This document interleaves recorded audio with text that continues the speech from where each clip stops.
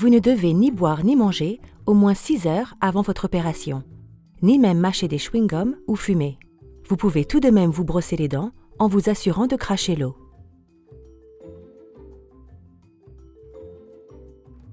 Si votre opération est prévue le matin, prenez un repas léger ou une collation la veille en fin de soirée. Pour une intervention dans l'après-midi, vous pouvez prendre un petit déjeuner léger le matin. Renseignez-vous au préalable auprès de votre équipe chirurgicale. Il est préférable de manger des aliments qui libèrent lentement l'énergie pour que vous n'ayez pas faim.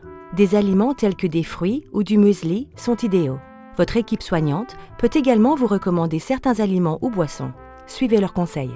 Le matin de votre opération, prenez un bain ou une douche avec si besoin un produit antibactérien spécifique et sinon avec un savon ou un gel douche classique.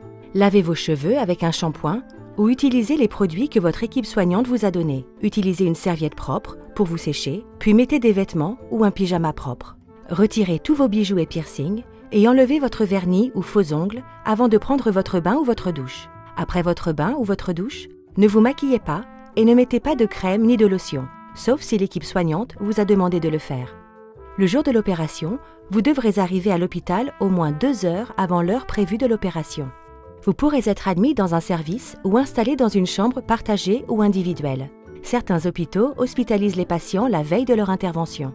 Il se peut que les plannings des interventions soient changés au dernier moment en cas d'urgence. Ne soyez pas contrarié si votre intervention a lieu plus tard que prévu. Dans ce cas, vous serez pris en charge par l'équipe de soins du service de chirurgie.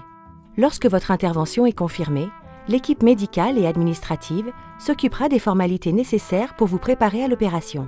Ils seront disponibles pour vous expliquer tout ce que vous devez faire, ainsi que la procédure de préparation pour entrer dans la salle d'anesthésie et la salle d'opération. Cela fait partie du travail quotidien de l'équipe. Ils pourront donc répondre à toutes les questions que vous vous posez.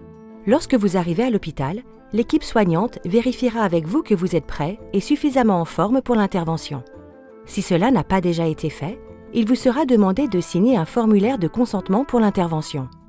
Votre anesthésiste vous expliquera comment l'anesthésie sera administrée. La chirurgie de la thyroïde s'effectue généralement sous anesthésie générale. Une anesthésie générale veut dire que vous êtes complètement endormi pendant l'opération. C'est pourquoi, dès que vous serez endormi et jusqu'à votre réveil complet, vos fonctions vitales, telles que le rythme cardiaque et la respiration, seront constamment surveillées par votre anesthésiste et l'équipe soignante dans la salle d'opération. Lorsque l'heure de l'intervention se rapproche, il vous sera demandé de mettre une blouse d'hôpital. Vous pourrez aller au bloc opératoire en marchant ou sur un brancard conduit par un brancardier ou en fauteuil roulant. Votre équipe chirurgicale vous attendra et vous demandera peut-être de vous identifier avant que vous ne soyez endormi par l'anesthésiste. Vous serez endormi soit par une injection, soit en respirant un gaz dans un masque spécial. La thyroïdectomie dure en moyenne 1 à 2 heures selon le type d'opération. À la fin de l'opération, vous serez emmené en salle de réveil où vous serez surveillé pendant que vous vous réveillerez. Après l'opération, vous serez installé dans une salle de réveil où des infirmiers pourront vous surveiller de près jusqu'à ce que vous soyez complètement réveillé. Lorsque vous commencerez à vous réveiller et que l'équipe soignante sera satisfaite de votre état, vous pourrez être ramené dans votre chambre ou dans le service.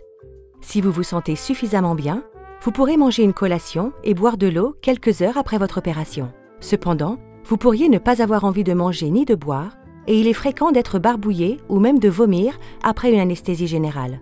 Il ne faut donc pas vous inquiéter si vous préférez attendre un peu. Vous découvrirez des points de suture, des bandelettes adhésives, souvent appelées stéristrip, ou même une ligne de colle chirurgicale sur la plaie à l'endroit de l'incision. Tout ceci se dissoudra en quelques semaines ou sera retiré par votre équipe de soins lorsque la plaie aura suffisamment cicatrisé. Pour évacuer le sang accumulé dans la zone où vous avez été opéré ou tout autre liquide, un fin tube en plastique est parfois introduit au niveau de l'incision. Le drain est généralement retiré le matin après l'intervention. Son retrait n'est pas douloureux. Après votre intervention, vous aurez probablement un peu mal. En général, de petites doses de médicaments antidouleurs prescrites par votre chirurgien suffiront à réduire cette douleur. Il est très fréquent d'avoir mal à la gorge, d'avoir du mal à avaler ou d'avoir une voix rauque. Et cela disparaît généralement après quelques jours.